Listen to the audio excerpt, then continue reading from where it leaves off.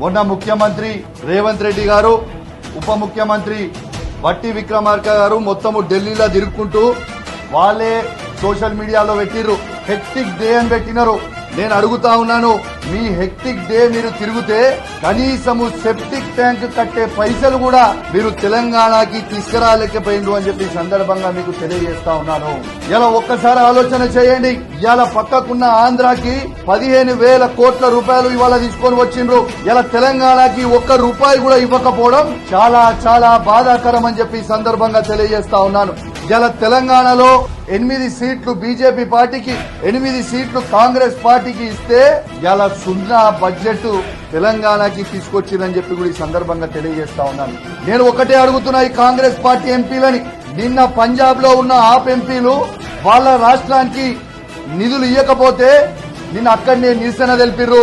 మరి తెలంగాణలో ఉన్న కాంగ్రెస్ ఎంపీలు కావచ్చు, బీజేపీ ఎంపీలు కావచ్చు, ఎక్కడ అనుకున్నారని నేను అడుగుతా ఉన్నాను. మీరు ఎందుకు నిరసన తెలపలేదని నేను అడుగుతా ఉన్నాను.